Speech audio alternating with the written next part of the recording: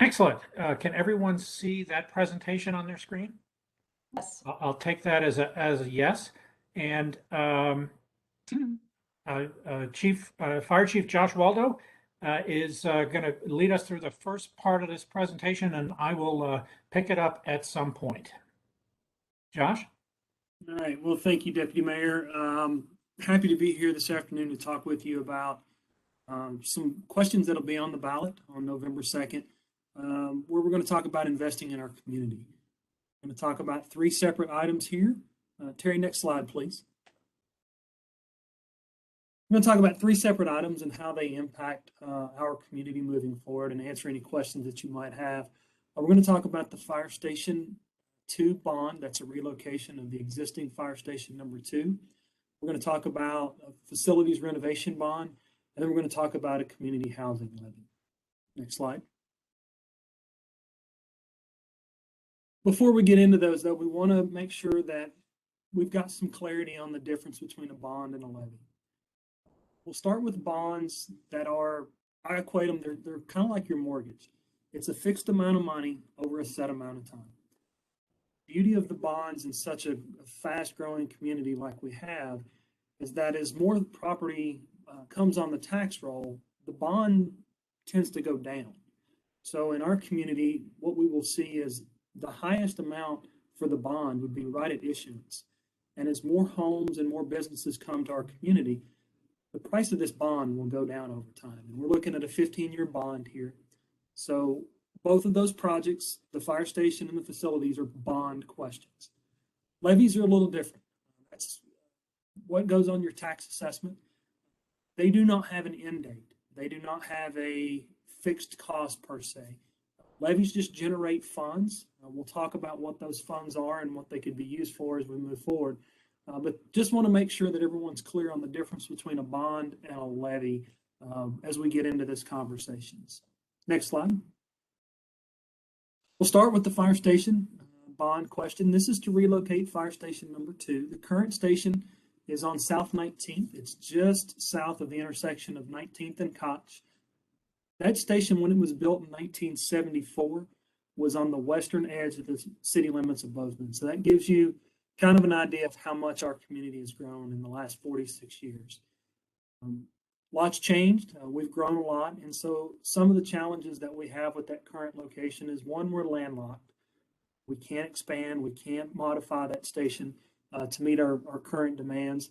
And then the traffic on 19th is rather challenging, both coming in and going out of that station, particularly during busy peak hours of the day. It creates a safety concern for both the responders leaving the station and just the general public who are on 19th. When they're trying to do a good job to stop for the fire truck, it creates a little bit of unnecessary chaos. So, next slide. Our current facility, built in 1974, was built primarily for a male workforce. And that's just not an accurate reflection of where our department is today and where we're going.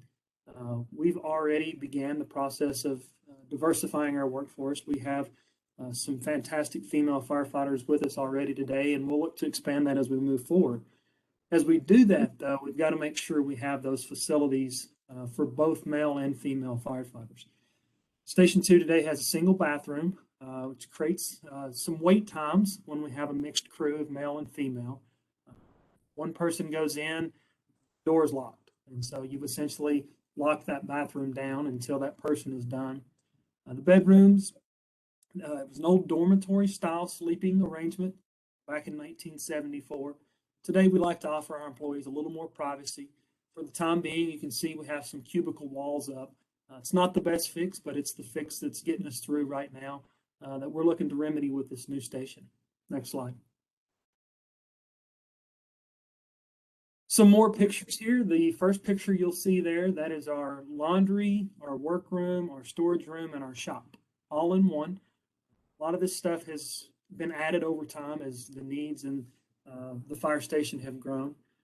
This picture to the far right, you'll see that one of our apparatus is parked in there. That's also our locker room, our weight room, and our storage facility. We're just kind of cramming it all in there. And then if you look at the middle picture, that's real important. It's hard to tell here, but I mentioned the challenges of getting in and out on South 19th. we have the similar challenges in getting in the back. It is a very, very tight turn. And in 1974, the city didn't even own a ladder truck. Today we do. That ladder truck should be at fire station number 2, closer to the campus, closer to downtown. It won't fit. Not only can we not make that turn around the back of the station, even if we could, it wouldn't fit in this existing fire station. So we've really outgrown it in a number of different ways, whether we're talking about space for our cleaning equipment, space for storage, or space for our apparatus. We've really outgrown the station. And then as the city's grown, we're losing the grasp of our 6-minute response time goal. That's a national standard that the city strives to meet. As our stations don't move every time the city grows, we're seeing that time slip, and we're now closer to 8 minutes. So part of moving this fire station is to address those increase in response times. Next slide. So the opportunities that come with relocating fire station number 2, one is it gives us that larger facility to serve our current and future population. We need the space for employees. We need the space for our equipment. We need just more footprint, something that we can't do in our current location as we're landlocked, as I said before. Why this location? If you're not familiar, we're talking about putting this fire station on MSU campus at the intersection of 7th and Kagi. It's right across from the Museum of the Rockies. Be next to the police department on campus. So great symmetry with our public safety partners. This is the exact location that was identified in the Fire Protection Master Plan in 2016 to relocate this station. And having a great partner like MSU, who's welcomed us with open arms, makes this a really great location and a great project for us. Talked about the new facility, giving us some more room for increased staff and addressing that diverse workforce that we're striving to have here in Bozeman. And then it gives us a more modern facility. And what I mean by modern is in 1974, there's a lot of things we didn't know about our job that we've learned over the last 46 years. Things such as cancer that firefighters are dealing with now comes from the exposures to the smoke, the gas, the chemicals that we deal with when we go on calls, to the bloodborne pathogens and body fluids that we deal with on EMS calls. These new stations, this new station and any new station that we built, we design those safety features in there to make sure that our employees have the ability to clean, decontaminate, separate, isolate appropriately so that we're keeping them safe, we're keeping their families safe, and it's a big step for us to have a facility that will accommodate that. Next slide. So here's a sneak peek. Everybody wants a picture of where it could go. You can see Bobcat Stadium in the lower left. So we're looking directly northeast, right across from Museum of the Rockies. The station, this is conceptual. Obviously, we haven't started the formal design process at this point, but we wanted to give the community an idea of what this station could look like. We feel like we've done a decent job of making this thing blend with MSU properties. We think it fits the area in which it would be built. All of that is up for debate and up for change as we get into formal design. The only two things I can tell you that aren't going to leave is that big Bobcat head on the front of the station and those Bobcat blue fire doors. Those are not going anywhere. We're going to keep those regardless of what we do. But that's just kind of a rough conceptual idea of what this facility could look like in our community. Next slide. So what's it cost? I told you this is a bond. It will go down over time. It's a 15-year bond that starts out at $18.83 a year on the taxable median home value. I got to stress that word taxable. It's not what Zillow would list the house for or what the realtors are offering for it. It's just the taxable value of $364,000. So what's that equate to? It's about 6.7 million dollars is what it would cost to build this facility. But like I said, bonded out, spread over 15 years, 1883 to start, and we would expect that number to go down as we move forward. And with that, I will turn it over to the deputy mayor who will carry us through the rest, and we will answer questions at the end. Thank you, Josh. And one of the things to keep in mind when Josh was talking about, Chief Waldo was talking about bloodborne pathogens and things like that is the majority of calls that our fire department goes on are medical calls. Is that generally correct, Chief Waldo? Yes, sir. It's about 60% of what we do. Gotcha. All right. So now we're switching again. We're talking about the same financial mechanism, which is a bond. This is about slightly over $2 million. And this is a bond that will renovate three primarily recreational facilities. The first is the Lindley Center, and we're looking to do a complete renovation inside and out. This is a center that has been much used and much loved over the years, but anyone who has been in there and tried to host an event or participate in an event and has to deal with the kitchen or the bathrooms recognize that it needs a major upgrade. The parking lot and the facility also need to be brought up so that it is ADA compliant. So one of the three projects would be to renovate the Lindley Center. The second is Bogart Pool. I'm not sure that anyone on this call was around when it was the ribbon cutting happened in 1930 to open the Bogart Pool, but it has been around for a long time. And for a long time, we have been making sure that the usable life of this facility continues. The project that we're talking about is resurfacing and sealing to prevent any leaks to the pool skin, making sure nothing's getting into Bozeman Creek or anywhere else. New fencing and a general refresh to the Bogart Pool. We are talking about a new aquatics facility on the west side in a number of years. However, it is understood that the Bogart Pool is a long-term community asset and will be in use for generations to come, we hope. The other one is the swim center. We share that school asset with the school district. It's right next to Bozeman High.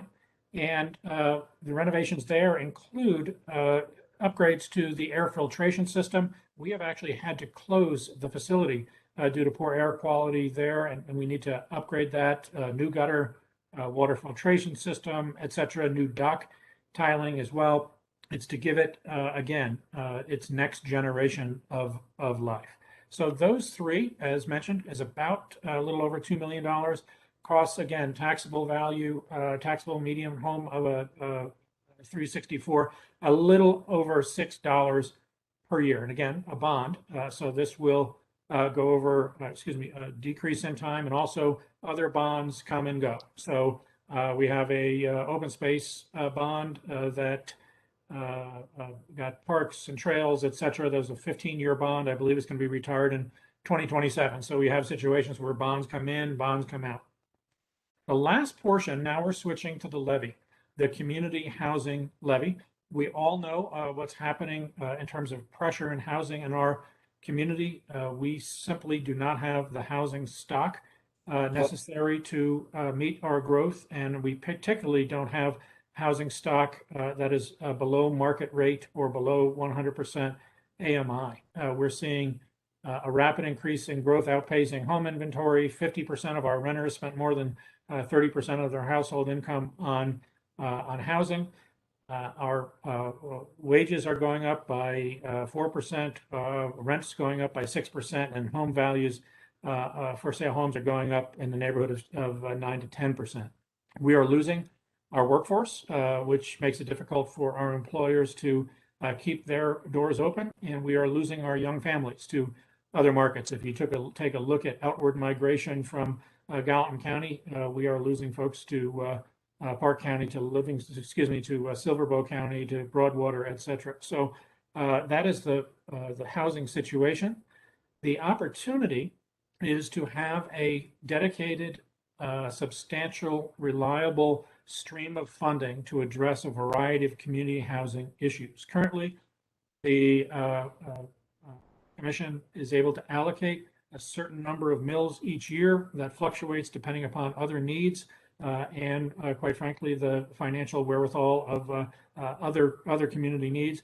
And so this would provide a dedicated funding source to invest in a whole toolbox of housing solutions, everything from reducing regulatory barriers to providing outright grants for affordable housing projects, to working with developers to have a revolving loan fund, et cetera, all to reduce barriers to new housing and retain the affordable housing that we have. It's also meant to include different types of housing, including everything from multifamily to cottage to townhomes, because we know that entry-level housing is probably at most is the scarcest thing that we have in Bozeman. So just an example of affordable housing projects that have been historically assisted by the community housing funds that have been generated through the general fund.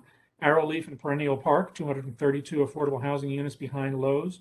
Willow Springs Townhomes, 24 townhomes in a community land trust. Timber Ridge Senior Housing, 30 units coming out of the ground. Larkspur, low-income housing tax credit project with 240 units. We've also assisted preserving housing like the Boulevard Apartments and Darlington Manor Apartments with HRDC, keeping those very low-income housing available to our most vulnerable citizens. And we've helped offset impact fees with the Housing First Village that HRDC is doing. So we have a track record of being able to bring projects out of the ground, affordable and missing middle housing with this community housing levy. The ballot says that the Bozeman City Commission will have the ability to levy up to 7 mills per year with this levy. A mill right now is a little bit between 140 and 150,000.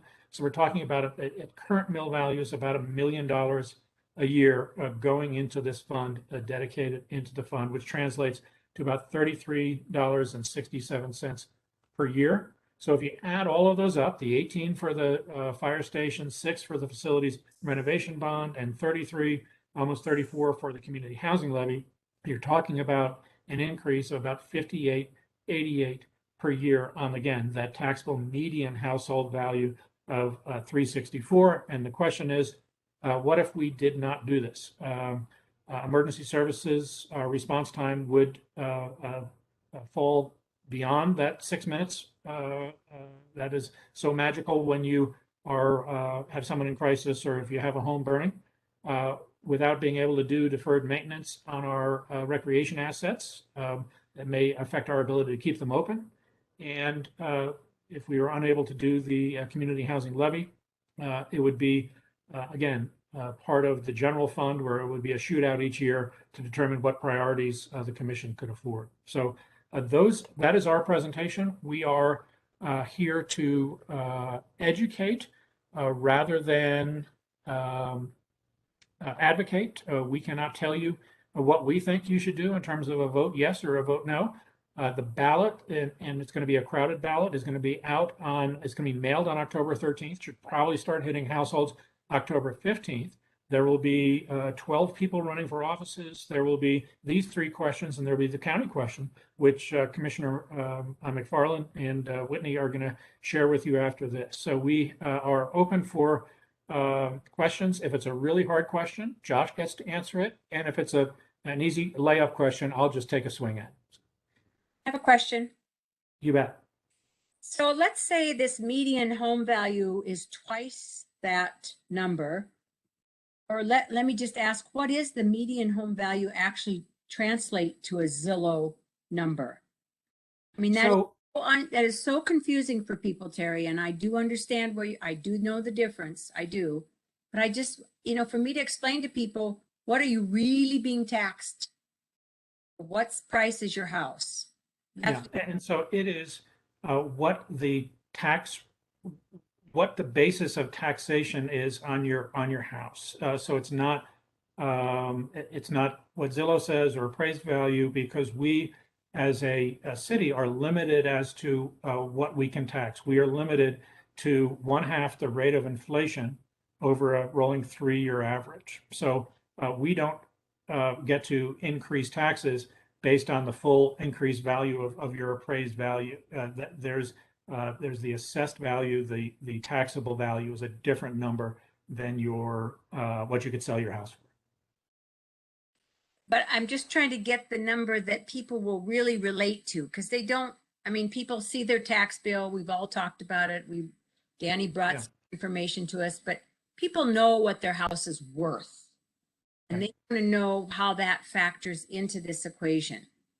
So what it is based on worth, but it is not the full value of worth, I guess is the way to say it. So median, again, if you were to plot them on a graph, half of the households would be valued less than that. Half of the households will be valued, or the properties would be valued more than that. So it is, right down the middle, and we've gotten these from the, from the county assessor's office. Okay, well, that's the first question. The second question is for you, from the fire department, sir. How would the Kagi Boulevard work in terms of this new location at 7th and Kagi, which currently is like probably a 0 on the scale of workable intersections? I don't know if you've sat there lately on either north, south, east, west, but it's a nightmare on Kagi Boulevard. How would a renovated Kagi Boulevard factor into this, and would that come first? Let's start with what will come first. The fire station would come first. We've had conversations about the potential design for Kagi, so it actually works out better that we come first, so that whatever the final design on Kagi is, we're already in place. It's not a situation where they design the road and then have to come back and make changes for us. So it works out well from a timing standpoint. The improvements we've looked at, they work great for us. If they do nothing, we're still going to be using that Kagi really thoroughfare a lot. We do have obviously the emergency lights that people in this town are really respectful of. We would probably look to, if nothing changed, add some kind of exterior lighting. I don't know if you've noticed at Station 2, there used to be lights that hang above the street. They don't work anymore. We would look to probably put something in there primarily for pedestrian, so that people who might be on a bike or walking on a sidewalk would know that the fire truck's coming out in an emergent situation. Well, pardon me for arguing, but there is no place for those cars that are bumper to bumper going east-west on Kagi to go for a fire truck to make its way through there. Are you speaking of them driving down the sidewalk? There really is no place on Kagi Boulevard for them to go.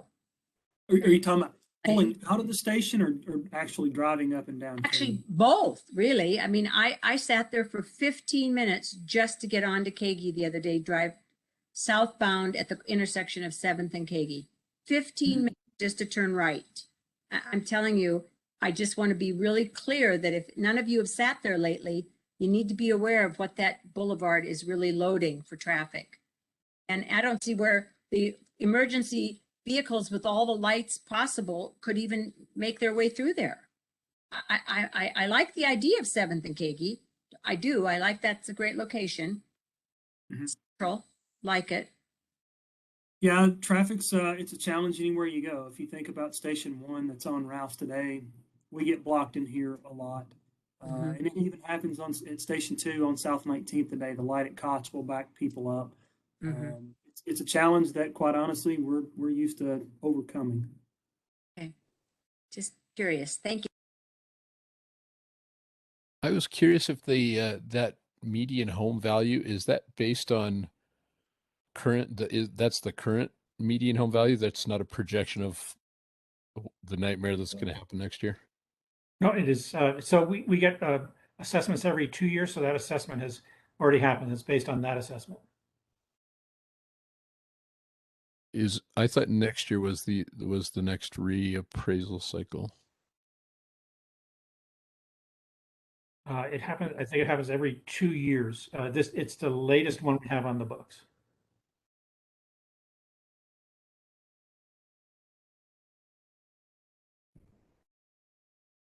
Terry, Yeah. just a couple questions. So first on the Bogart Pool, Lindley, the citizens passed last year the park maintenance district, which included a levy, if I'm correct, to deal with some of the $8 million of capital backlog that there is in the park district. Does do these particular levies simply move those items up that would be otherwise deferred to a further point in the bringing down the capital program, or what? No, the $6.9 million of deferred maintenance identified in the Parks and Trails District didn't include the capital improvements on these three facilities. Okay, I'll make sure I mention that in when I explain this to the neighborhood. And the second one is if you levy the full 7 mills, what for the housing, what will that generate under current calculations? Yeah, so we have, so in the past, we have allocated grants to specific projects. We have we have allocated grants to being able to bring the temporary warming shelter up to fire code. We've allocated grants to projects that are in the sort of missing middle. And each of those grants generates a different level. So for instance, $500,000 to the project behind Lowe's helped generate 232 low-income housing tax credit affordable units targeted at below 60% of AMI.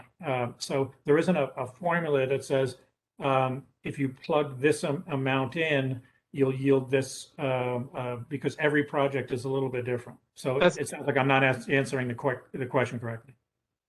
If you levy 7 mills, how much money does that generate for the cities? Oh, okay. Sorry. Right now, a mill is worth about 145,000. So 7 mills is about $1 million. Okay, $1 million a year.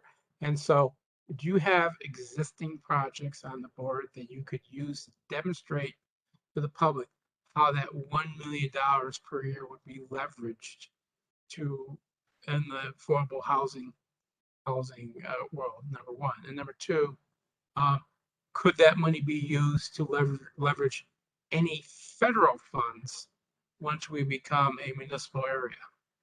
Yeah, good question. And so the answer is yes, that when we apply for community block development grants, local matches are always something that help you get the funds. And so yes, a local community housing fund can help us leverage federal dollars. Also, the low-income housing tax credit project is a federal project that is managed through the states at 4%, 9%. And so we are already leveraging federal dollars and state dollars when we help move a low-income housing tax credit project along. So what we can do is talk about, give examples of what we have allocated funding to before and what that's generated. Right now, because of lack of inclusionary zoning, what we're doing with our affordable housing ordinance, the goal is to have as much flexibility as possible to be able to work with developers, you know, when something is annexed, when a development agreement comes through and we want to negotiate with them for a certain percentage of those homes to be affordable. To have that flexibility with each project that comes in is really important. So we don't have, here are the 25 projects that are lined up ready to go because we simply don't have those at this point. Okay, thank you.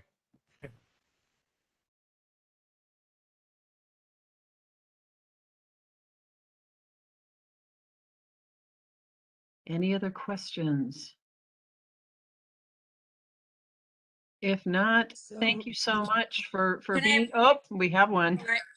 So on the Willow Springs project, the HRDC is kind of pivotal at and running that project. How does their comparison of dollars in and design and plan kind of compare to the cities? Yeah, and so that was a really unique project. And we should also tip our hat to Scott McFarland because the county was involved and is an investor in that as well. That was cobbled together with a whole capital stack that involved at least 5 different programs that I'm aware of, including federal programs and leftover funds from county programs. The city contributed to that. I think it was $480,000 in total. That probably represented, somewhere in the neighborhood of 10% of their capital needs. So again, 10% can make the difference between a project being able to go and not go. Each one of these. So the project behind Lowe's, that's an $80 million project. And our contribution of $5 million, allowed them to make, they were delayed by a winter. There's a number of other factors that money was absolutely beneficial in allowing them to move forward with that project. So it's a variety of each project will have its own needs, and we take a look at the pro formas and say, what do they really need in order to get this moving? So that you're absolutely right, Lisa. That HRDC was a little bit of a rabbit out of a hat with 5 different hats.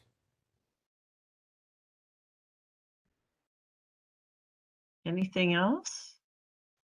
And so now you're going to hear a presentation from a pro. I mean, just Scott McFarland in a presentation. Just Josh, we better run because we're just going to get outclassed in about 3 seconds here. So thank you all for listening. And again, you all have our contact information. Any question that you have, feel free to share it, and we'll get back to you.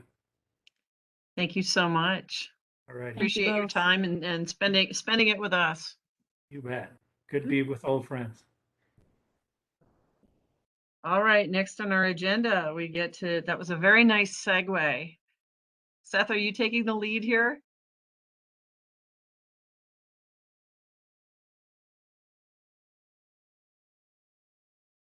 I'm sorry, Scott. Oh, I was looking around for Seth. I was like, I don't see I had Seth. to look. No, I had to look too. My apologies. I deal with 60 Yeah, I will. MSU students at a time, so I've got names everywhere.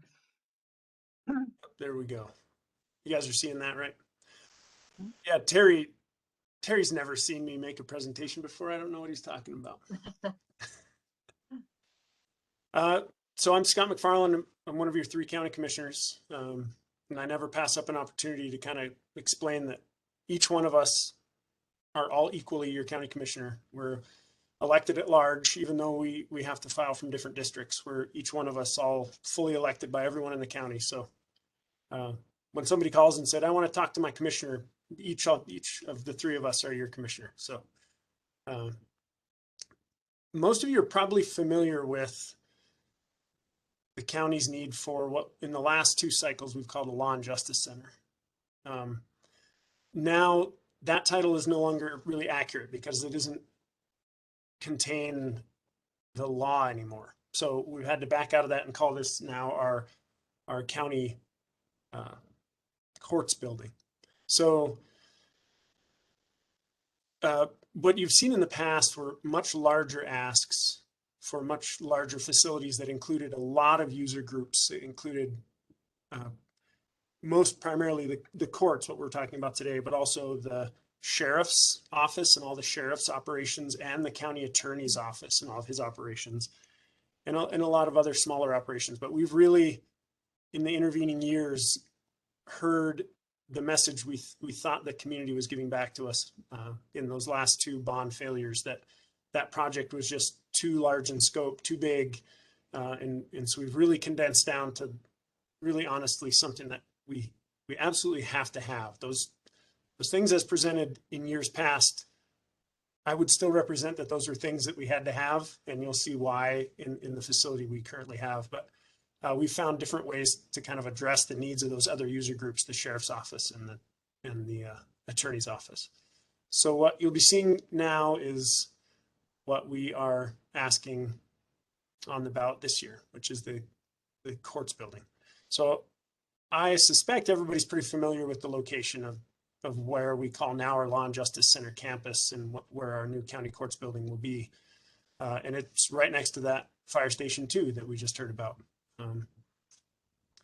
The intent of this entire facility change would be to completely get out of our relationship with that old Catholic school that we now have all of our operations in, that we call our Law and Justice Center. And what you see here represented on this map is the prison facility in that back northeast corner, and then our new Gallatin County Courts building as presented. Here's a rendering of our final design. This is actually what we intend the building to look like. We're pretty far through design here.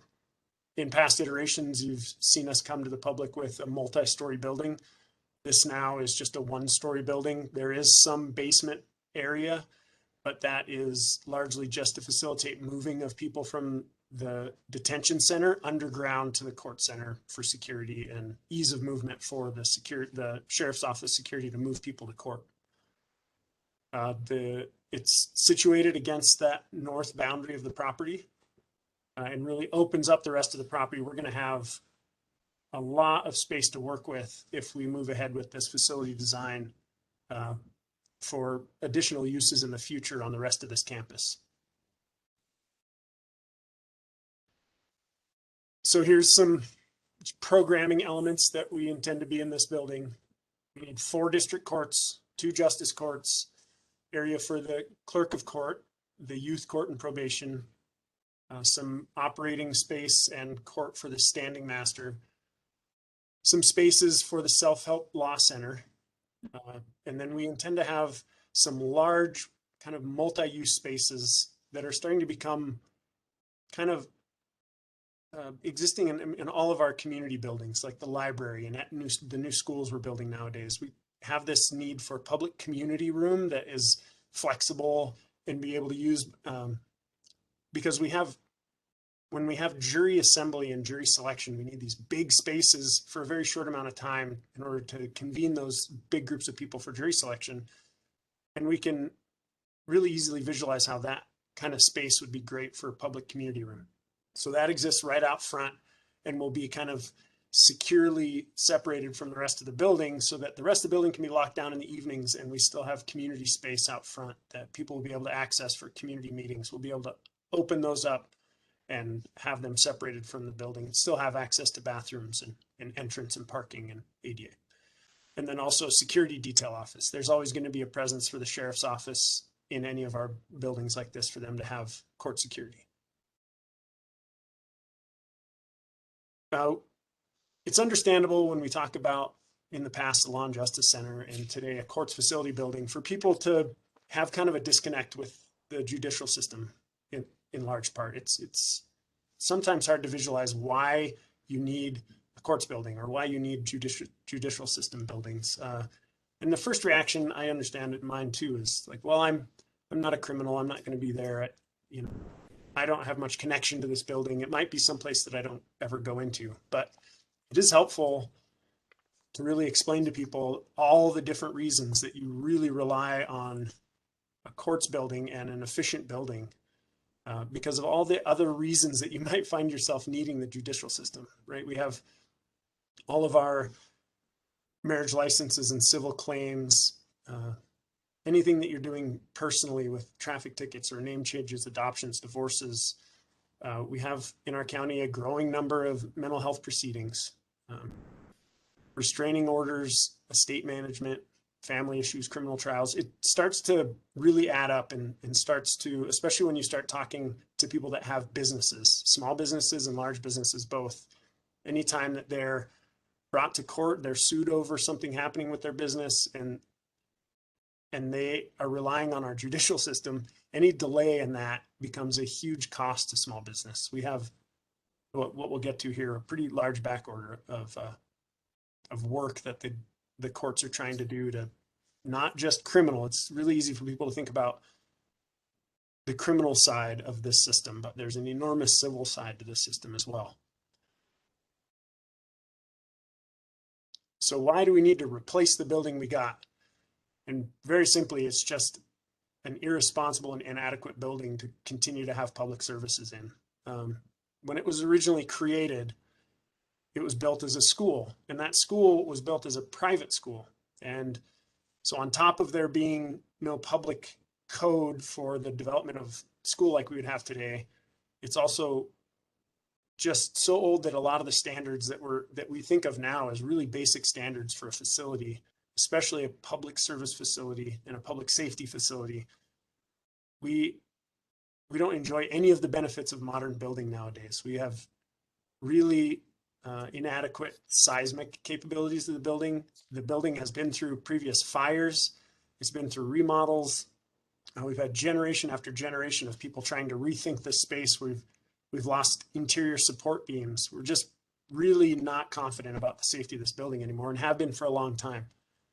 We've had some some really thorough evaluations of the building done by engineers that go back now more than a decade that have told us that we can't be in this building anymore. And frankly, every day I just cross my fingers that nothing bad's happened. It would be a horrible irony that in the time of a bad natural disaster, that this be the building that would go down. And it is one of our weakest buildings in our community, and it houses a lot of the services that we need, our essential services.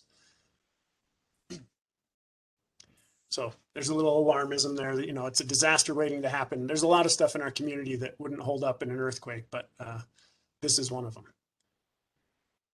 Yeah, old building codes, support columns removed. I kind of touched on this. Not seismically compliant, not ADA compliant. It has really bad security problems. It's hard for the movement of people. It's also unsafe in another way, that we don't have very considerate facility for the movement of people. And when you think about the kinds of people that are in that building for court, we have people that probably should not be interacting with each other. But right now, with the layout we have a lot of interaction happening between very inappropriate groups of people. We may have the accused and witnesses or victims crossing paths with people.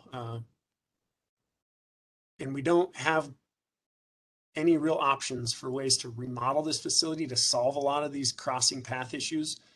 We're just in a school. We're walking down hallways, going to courtrooms, using one door to get in and out of courtrooms.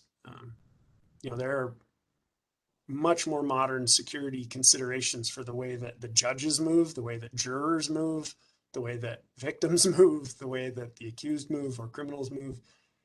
We aren't able to accomplish almost any of those in the way that we're operating our building right now. You can imagine how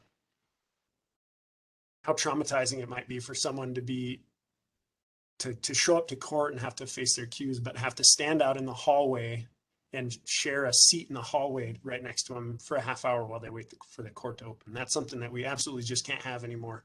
And we've been lucky that we've made it as far as we have without any real major problems.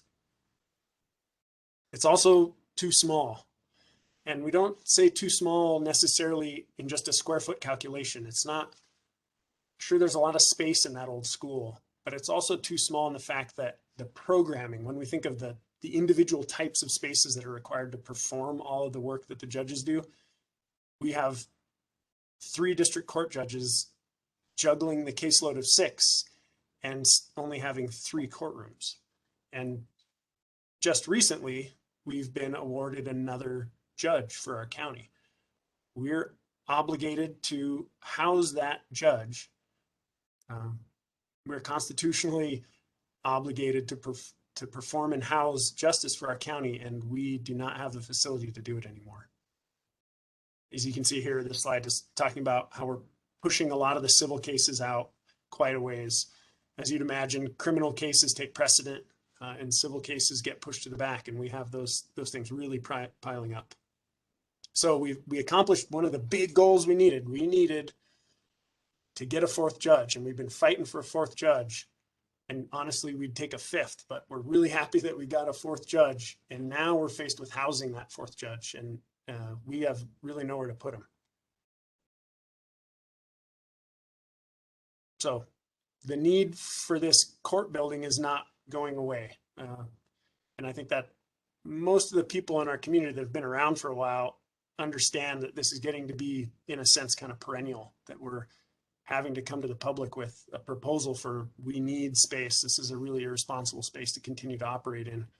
And it's hard to represent on one side that we're like doing our best, but also tell people that it's really not safe. I don't want people to stay away from the building because they think they're in imminent danger. It's difficult to try and represent to people that we have really great services. You should rely on the county, you know, trust us, rely on us. We're here to help you, but then also say that year after year after year, this building is really not safe for the public to be in.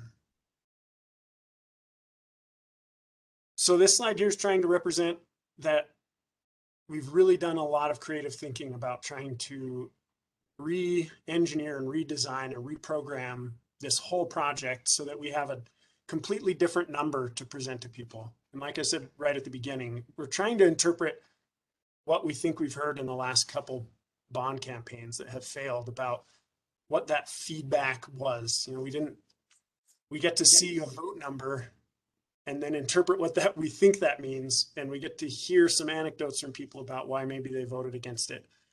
But I think the largest takeaway that we can say that we know to be truth from people is that it was just too many things, too big, too large of a number, and we really needed to condense down to like representing what it is.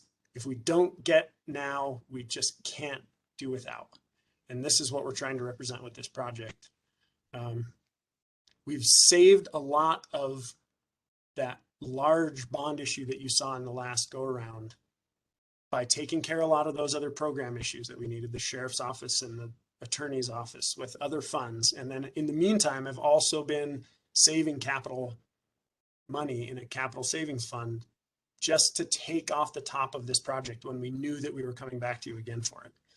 So we've taken about $9 million off the project, and in actually quite a bit more than that, if you think back to how much the original bond issue was for. We've done a lot of that by dropping the square footage of the building, bringing it down to 1 story, removing a lot of the programming from it, moving users into other buildings, and getting down to a courts building that really is just foundational.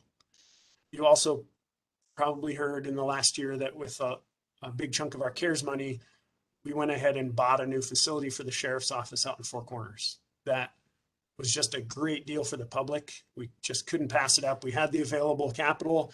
The building was available. It was a really well-built building. It really served the needs of the sheriff. And it's a much better central location for a lot of the dispatching and a lot of the response to happen for the sheriff. So we've moved a lot of their operation out to Four Corners. So now their need on this campus in the middle of town is drastically reduced. And we have other plans for taking care of the sheriff in the future when we take down the existing building. The other large user group was the attorney's office. So they have a building on the south side of this campus that would have been great to repurpose or maybe remarket to someone else and realize the capital gains of selling that building. But we think now that with some shifting that will stand to be an appropriate building for the attorney's office for quite a while longer. So we're really down to just a courts building, and we've dropped this to just the minimum we can get it to. Everybody knows this part of the discussion, right? That boy, we can really wish we would have started building this 7 years ago, and we can really wish we would have started building it 5 years ago. Boy, do I really not want to be looking back in a couple of years and say, I wish that we would have built this in 2021, because we've had another escalation of 18 or 20% in construction cost. Every year that we don't do this, we're paying more and more per square foot. In my previous life to being a commissioner, I built schools, and we had trouble digesting 4, 5, 6% escalation costs in construction.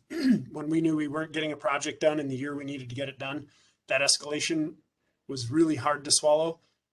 Nowadays, our escalations are 2 and 3 times that. That every year that we don't get a project done like this, the public is just paying way, way more for it every year. Also here, we're trying to kind of allude to an obvious question about remodeling the existing building and what kind of cost to benefit ratio there is there. And we have some really thorough facilities condition inventories about the current building. And we also, since we are a county building, but we exist within the city with city building codes, we can no longer remodel that building without doing a complete structural refit of the building. And I can tell you, trying to work inside of a building and remodel it and keep the skin, and which is all we would really be keeping, is really ineffective. Even if we could deoccupy the building, which we can't do because we need to continue to have courts and law enforcement and attorneys and victim services and all these other things that are going on in that building. Even if we could find a place for them for 2 years while we rebuilt this building, we would still end up paying more per square foot to completely structurally and seismically remodel this building. So our only option is to get rid of this building, get out of our relationship with it, divest the public in the liability of that old building and get a new building on the ground for people. So here we got kind of the same discussion about how to kind of estimate what the tax impact is to people. Our mills are worth quite a bit more than the cities, but that is a little bit less relevant. Here we're just talking about the same kind of estimation. And so previously you saw Terry using what they use as their median in the city. We're just trying to give a scale so people can kind of guesstimate for themselves what they think. We don't necessarily want to tell people what we think their median is, because like we've already heard, you know, some people think in terms of what they think that they could list their house for today, and others actually know how to go find their assessed value and look on the cadastral, look on their tax bill and find what their assessed value is. But we used to say years back when I was selling schools, we would tell people that their assessed market value is about half of what they think they could sell their house for today. That's not really accurate anymore. Assessed value has caught up a little bit. It's not really half anymore, but it's still useful to kind of think in those terms. We're maybe at 60% now or 65%. So this is the way we're representing this for educational purposes for people. I would say for most people, it's probably most relevant to be looking at that 500,000 assessed market value in town. If you kind of click around town on the cadastral and look at assessed value, most everything you find is 400 to 500,000. But as you go into the county and there's bigger lot sizes, bigger land value costs, and larger structure costs or values, I think the most useful is around that 500,000 mark. And that's what I'll be talking with people a lot, is saying, if you've got a $800,000 home or $900,000 home, your assessed value is probably around 500,000. And so you're looking at about 30 or 35 bucks a year. And again, we have that same kind of qualification there that in a growing county, the bond value over 20 years will reduce, not the bond value, but the liability to each taxpayer will reduce as they themselves have a lower proportionate share as value increases throughout the county. So again, this is kind of closing up to say that we really are representing what the most cost-effective option is, and really what we're finding is our only option. We're after this, our third try at trying to get this done. I can honestly tell you that if we don't do this, I really don't know what else we do. We're going to have to do some really inefficient things and some really wasteful expenditures of public money to try and build some annexes that are not connected to the current building because we're obligated to provide more courts. That has some enormous problems with safety, with the moving of people in and out of court, with court security, logistics. A court system is confusing enough as it is to not have to tell people that they need to go outside to another annex or go across town to a leased space that we've got, or spreading it around town. Because I think that's really where we'll be at if we can't get this done. So yeah, love to have a question, Lisa. Can you talk about square footage increase to the new building versus the old Rosary High School? I don't have that number in front of me, but I bet Whitney might. Whitney, are you prepared to answer how many square footage? It doesn't look that much bigger as a single level. I like the concept of a single level, but I don't see where you're gaining the square footage. And then my second question is, what happened to the idea of moving the campus away from the central district of that section of town? I was intimately involved in that whole process years ago that we lost out on. And now we're back to being in the same central area here on 17th Street. That was kind of a question that I asked too. When I first became a commissioner was, why are we wed to this location? Has anybody thought about putting it anywhere else?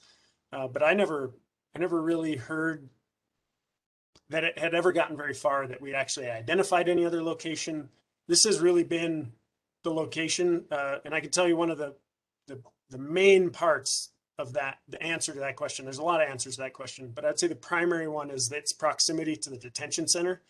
once we built that new detention center, we were really wed to this location because it is so logistically difficult to start thinking about transporting people that are in detention to court, which is they're kind of our primary customer. They're the person that are interacting with the court facility the most.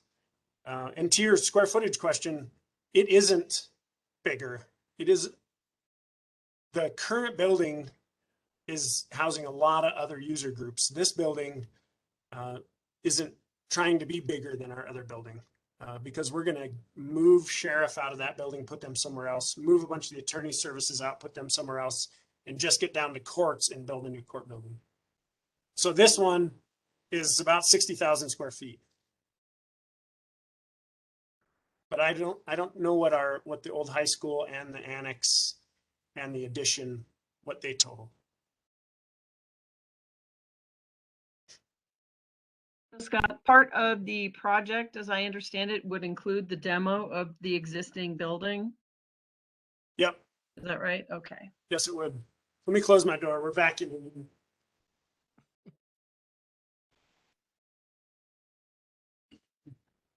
I think Whitney and I are the last people in the building, so. I was kind of curious about the 1-story design. I mean, given the need for 60,000 square feet, that can't be the most cost efficient way to build a building, is it? It is. It's not. I can understand where you might be thinking, like for heating of a building or for the mechanical systems and the way that they're distributed. Sometimes going up is more efficient. We balanced some of those things with our engineer team and with our contractor team about how it would be more or less efficient. What some of the things we gain by going 1 story is we don't need to have as many elevator shafts. We don't have to waste as much space on these big, grand, wide stairwells. We have less hallway space. It's a kind of a trade-off, I guess is what I'd say there. And we're not getting so sprawling that we need to start having different mechanical systems on different ends of the buildings. We're still at a small enough square footage in a commercial building that we can have central utility spaces that serve 60,000 square feet. Scott, is it designed to allow a second story in the future as the city grows, or in the county as well? Nope. That was something that we talked a lot about. The structural members that it would take to prepare that to be added on to add second stories to it become pretty cost prohibitive. We'd be essentially building a 2-story building and just not framing it out. The benefit we have, I know not very many people can say this in the town of Bozeman, is that we're kind of spoiled for square footage on our campus here. If we need to add on a 5th court or 6th court someday, I hope, we have this laid out so that we can just add on court spaces to the building. And if we needed to build a 2-story annex to it, we would just build the integrity of that, a 2-story building as an addition on the end of the building. The energy efficiency of buildings, especially when you're building them new, have opportunities to make those more energy efficient, which can help reduce your maintenance costs, usage costs down the road. In the plans for this building, what are the types of energy that you're going to use? Is it going to have solar panels? Will it be solar ready? We're definitely looking saying to the yes to future. solar ready. So that's something we've charged our engineering team with, is for it to at least be solar ready, so that once we find out what the end number is, that we're prepared at the end of the project to snap solar onto this. It's what we've done with most of the schools that we've built in the Gallatin County in the last several years too. And part of the uncertainty of the total budget comes in at when we sell bonds, we get bond premium. And so we may end up with a couple $1 million more than we think. And then we're also carrying large contingencies in the construction contract. And at the end of the project, if everything goes well and we have large contingencies left over, they have to be used in the building as proposed to the public. We can't take any of that saving from contingency and go move it to another project. So we have to have some things that we would add to this building if like fingers crossed we get to the end and we've have several $100,000 that we didn't use in contingency. So that would be right off the top of the list. We want to be solar ready so that we can do solar panels on the building. And in terms of just energy efficiency and insulation and heating, ventilation and cooling, that sort of thing, has that been looked at? Yeah, we have an engineering commissioning member of the engineering team whose job is to just look at the most up-to-date systems and commission us a project from an engineering and facility standpoint that is the most up-to-date it can. We'll also be approaching credit opportunities. So Northwestern Energy, if you show that you have used certain types of lighting fixtures, certain types of ballasts in all your lights, that you have certain amount of lumens per square foot for certain costs, then we'll get credit for lighting, for electrical usage, for the efficiency of the heating system. So maximizing those and having them be as modern, as efficient as possible has some benefits that we can get from Northwest Energy too.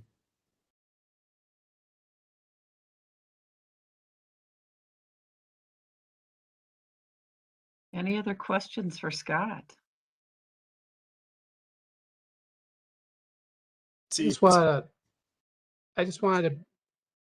I know some history behind Law and Justice Center for all of you. So the original goal of the County Commission back in the 1970s was to buy Wilson School and expand the courthouses into Wilson School. The school district wouldn't sell because they didn't have any other facilities. So they bought Rosary with the idea of trading it to the Bozeman School District, and the Bozeman School District still wouldn't sell. So then they had to turn it into the Law and Justice Center. Then they realized they needed a jail, so they put the old jail there, which is a nightmare. And I was involved in the bond issue trying to get the jail on Oak Street, which would have been a more central location for everybody. And there was a no jail on Oak Street campaign against that. And so here we are today. Speaking as a lawyer, the building's a nightmare. Also speaking as someone who knows something about appraisal and appraisal tech phraseology, the building has been functionally obsolescent from the day it opened as a Law and Justice Center. It was never designed for that purpose. Thousands of man hours have been wasted going up and down those stairs. It's a nightmare. And it should have been torn down years ago. It would be nice if we could have police and courts and all that in one place, but building the detention center in the middle of a residential neighborhood has sort of stuck us there.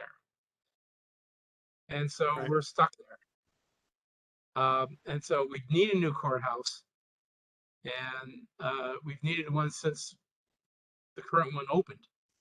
So good luck. So Whitney's going to sign you up for some presentations, and you're going to go around and talk to people about this. I'm happy to do that. We hear that from people, and there's a lot of really impassioned advocates that I've encountered in the last couple of years that say that this hasn't been good for a long time. So yeah, it wasn't good from the day it opened. It was a stopgap that became a permanent nightmare. Yeah, we encounter a lot of ideas for the things that the county should be prioritizing, and a lot of great ideas. You know, every week somebody's got something that the county should be involved in, that we should be thinking big about, and we've always got to say that this is our priority. Until we get this done, I can't do any other big things. I got to get this done. So, Great. Scott, thank you so much for your time. Sure. And being here. To me, this looks like a great proposal compared to what I saw before. It's obvious that a lot of work has been done and a lot of thinking has gone into it. Yeah, everybody around here is pretty proud of it, and really hoping that we don't have to do it again. All right. Thank you so much. Yeah, and thanks for being my first presentation so that I get my kinks worked out a little bit. Come visit us again. Yeah. I That's will. excellent. Thank you. Thank you. Well, and I suppose Thanks, I have Whitney to and Scott. stop. I have to stop sharing, right?